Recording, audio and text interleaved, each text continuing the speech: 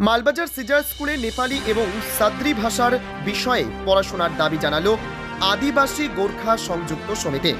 সমিতির তরফে বুধবার একটি স্মারকলিপি প্রদান করা হয় বিদ্যালয়ে। সমিতির দাবি, এই বিদ্যালয়ে 42% ছাত্রছাত্রী নেপালি এবং আদিবাসী সম্প্রদায়। তবে এই বিদ্যালয়ে তাদের মাতৃভাষার বিষয় না থাকায় তারা বঞ্চিত হচ্ছে। বিদ্যালয়ের প্রধান শিক্ষক দিলীপ সরকার জানান, এই বিষয়টি নিয়ে আগামী গভর্নিং বডির বৈঠকে আলোচনা করা হবে। এদিনের কর্মসূচিতে উপস্থিত ছিলেন আদিবাসী গোর্খা সংযুক্ত সমিতির সভাপতি সঘন মোক্তান, অজিত কুমার নায়ক সহ অন্যান্যরা। অ্যাকচুয়ালি ওনারা এসেছিলেন, এসে একটা দিলেন, স্মারকপত্র দিলেন আমাদেরকে।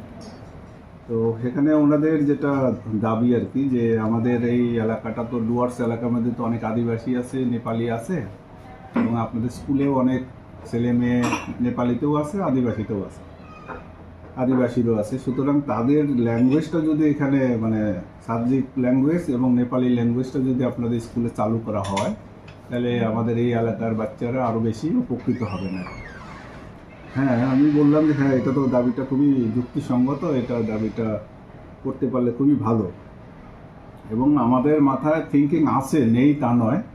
তবে আপাতত আমাদের একটা প্রবলেম আছে, সেটা হচ্ছে যে আমাদের এখন এক্সিস্টিং যত স্টুডেন্ট আছে আর যতগুলো ক্লাসরুম আছে,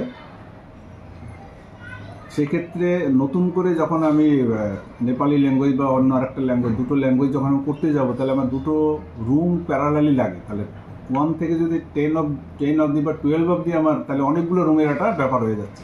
কিন্তু আমাদের ওই পর্যাপ্ত রুম এখন আর নেই, যার ফলে ইমিডিয়েটলি আমরা ওটা শুরু করতে পারছি না। তবে কামিং ডেতে আমরা কিন্তু এটা শুরু করবো আর কি। এটা অলরেডি আমি ম্যানেজমেন্টের সঙ্গে কথাও বলেছি। আশা করছি আমাদের ওনাদের ডিমান্ডটাকে আমরা ফুলফিল করতে পারব। आज हम लोग 1 साल पहुँचने से ठीक 10 दिन पहले आ गए हैं। आज से 22 जुलाई 2024 को हम लोगों ने स्कूल में यहाँ नेपाली भाषा विषय और साद्री विषय भी पढ़ाए जाए बोल के हम लोगों ने एक मेमोरेंडम दिया था, डेपुटेशन दिया था आज से 1 साल पहले। मगर अभी तक सीजर स्कूल ने न पहल किया न कुछ किया। तो आज उनको हम लोगों ने ये याददाश्त दिलाने के लिए, ये बोलने के लिए आया था कि जबकि हमारी भाषा और साहित्य और रिकॉग्निशन है भारत के सभी भारत के 8 में वो है, रिकॉग्नाइज है। इनका साद्री भाषा भी अभी पश्चिम बंगाल सरकार ने रिकॉग्निशन दिया गया है। जब विकसित साहित्य है, विकसित भाषा होने के बाद भी भाषागत अपनी मातृभाषा में, जबकि सरकार केंद्र सरकार का पॉलिसी है, एजुकेशन पॉलिसी अपनी मातृभाषा में पढ़ना चाहिए, ये क्यों डिप्राइव कर किया जाता है? ये क्यों पहल नहीं की जाती? यहाँ के 40 से 42% यहाँ के विद्यार्थी जो पढ़ते हैं बच्चे नेपाली और आदिवासी स्कूल, तो उनको अपने सेकेंड लैंग्वेज चुनने का अधिकार है, अपने मातृभाषा में अधिकार है। इससे वंचित करना एक कानूनी जुर्म है।